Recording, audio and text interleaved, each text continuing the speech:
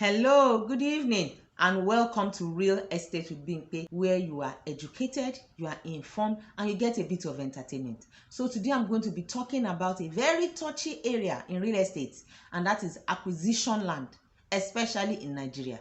Now, perspectives to acquisition land differ.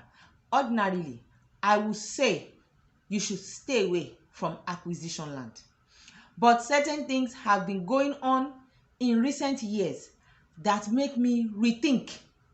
Not that you should wake up and open your eyes and go into an acquisition land and say you are investing in real estate. But if you have bought and you later find out, or it is acquired after you bought, there are some things you can explore in your mind that will let you be able to maximize your investment, because all I'm interested is your return on investment. Anyhow, we're going to go about it. So we get very creative about it. For example, if you want to buy, let me start from if you have not bought and you want to buy land or property, and you start your investigations only to find out that the property is acquired.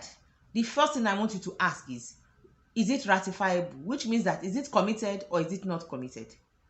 If it is not committed, that means it is ratifiable. If it is committed, that means it is not ratifiable. Any which way, find out if it is ratifiable. If it is ratifiable and what you want to do justifies the cost, then go and ratify. After all, people buy land, and because of what they want to use it for, because of the value they have placed on it, people buy property too. And because of the value they've placed on it, they have issues with Omonile, they buy it twice. They don't walk away from it. So if it is to buy it back, it's something like getting a C of O or registered deed of assignment on it. Go and do it. It will cost you time, yes, it will take you money, but I assure you, you are going to make the money back on your property, provided it is worth the investment. Then go ahead.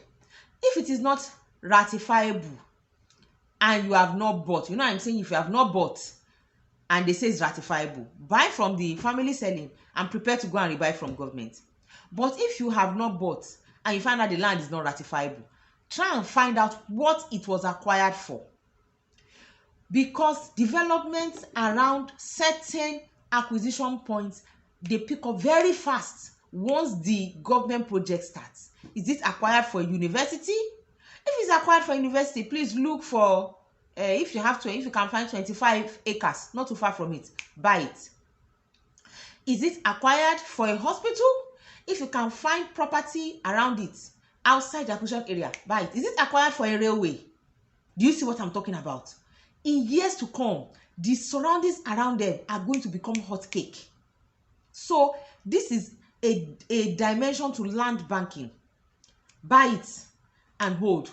In fact, once government starts the project, you can sell and move on, because by that time everybody's eyes are there. Or you can hold for much longer. It's at that point it becomes an issue of understanding perspective and all of that. So if they say it's not ratifiable, like I said, look for what it is acquired for. If it is a thing that will attract business to the location, attract people to the area, buy. You are going to see it to develop or to sell when the time comes.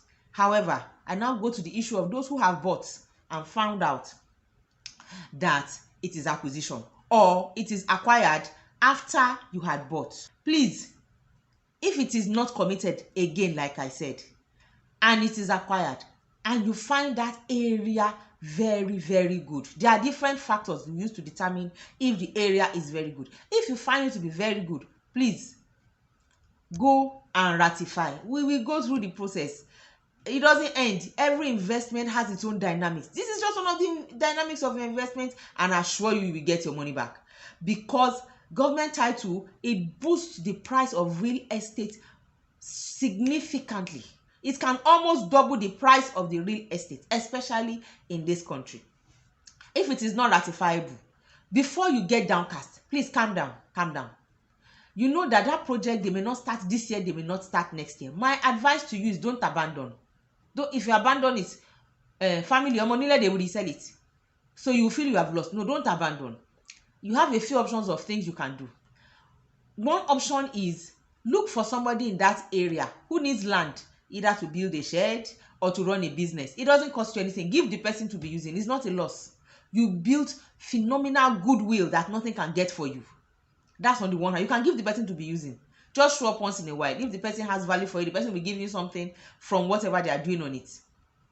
Otherwise, look for businesses that are movable and start on that premises. Movable. Say fish pond, where you are not going to dig the pond. You are going to use all those big bowls. Movable. Of course, you are going to have to get your water treatment, but the infrastructure you are going to set up for the business will be minimal. It will be easy to pack up when government says they want to use it, or you begin to get the vibes that they are coming within the next 6 months. It will be easier to pack up. Like poultry. You can also move your poultry. You move your pen. They are movable pens. You can also set that up, or you can plant and let it be crops that are harvestable yearly. Do you understand what I'm saying? Get very creative about this thing.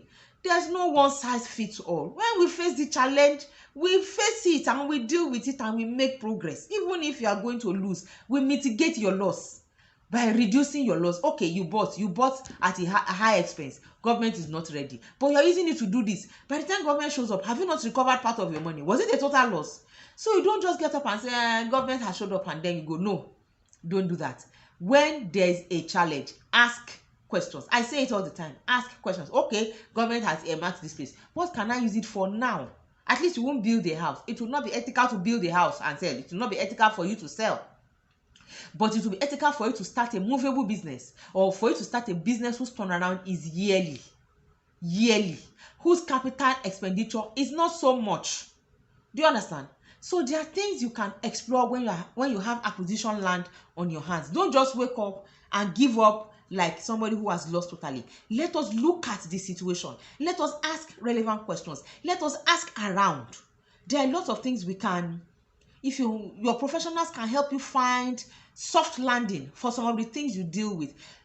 Real estate transactions in Nigeria remain one of the most juicy around the world, provided you ask the right questions. Ask the right questions. Sit around the table with your professionals. Look at your challenges. Fashion out a way forward. And I'll see you in the next video. If you have questions, you can drop them in the comment section. I'll be glad to answer your questions.